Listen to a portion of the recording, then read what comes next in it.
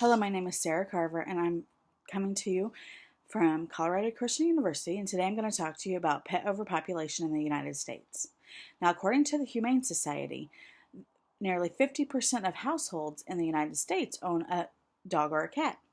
34% to 47% of those are actually dogs, while 30% to 47% are cats. Within that, 83% of those dog owners have their dogs spayed or neutered, while 91% of the cats are spayed or neutered. This is important in fighting the pet overpopulation epidemic in this country. Most of those cats or dogs were found by word of mouth from friends or family members. And people told each other about animals they had seen on the website or whatever. While only 29% of dogs or cats that are acquired are adopted from shelters, while 28% of dogs are actually bought straight from a breeder. This also is a contributing factor to the overpopulation problem in this country. According to the ASPCA.org, an estimated 7.6 million companion animals enter animal shelters every single day. That's 3.9 million dogs and 3.4 million cats. Out of those dogs, only 26% are ever returned to their owners, while 31% of them are actually euthanized.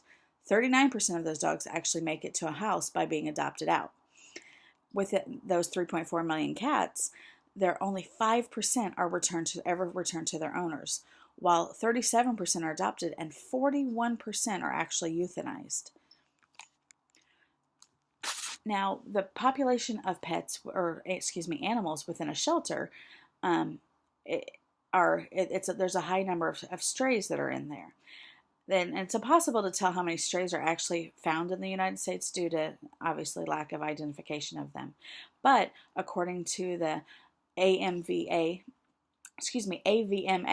which is the American Veterinarians Association, they have said that there are estimates to be 70 million stray cats in the United States alone. And most of these animals that are strays are actually lost pets due to being outside improperly or not having the right identification. While within that, 10% of the animals that are actually found that end up into a shelter, into a shelter. 10% of the animals that end up in this shelter are actually spayed or neutered. That means 90% are not. And if broken down, the Veterinarians Association has discovered that the cost of sterilization of a dog or a cat is actually less than the cost of raising a kitten or a dog for one entire year. Now, according to the humanesociety.org, within the United States, approximately 2.7 million animals are euthanized every single year, and that's one every 13 seconds just in this country. And they're euthanized because there are actually more animal shelters, because there's actually more pets than there are responsible homes to be found. So that breaks down to 1.2 million dogs that are euthanized and 1.4 million cats. And out of those 2.7 million, 2.4 million were found to actually be healthy enough to be adopted out. So what can we do as a society to combat this epidemic of overpopulation of pets? Well, one thing is education. Educate yourself. Find out about adoption. Talk to your family. Talk to your friends. Talk to your kids about the importance of going to a shelter and adopting, and not going to a breeder or wanting a puppy.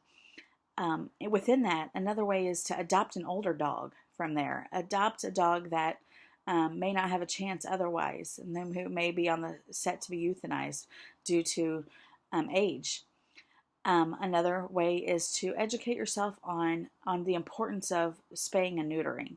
A lot of people think that it changes their dog's personality, but according to the Humane Society, if your pet is spayed or neutered, it actually causes them to be a lot calmer than they normally are.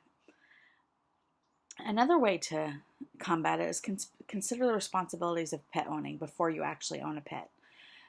Look at the cost. Look at the cost of food. Can you afford food every week or every month? Can you afford to take your dog to the vet to get the proper immunizations? Can you afford to get your dog or cat spayed or neutered?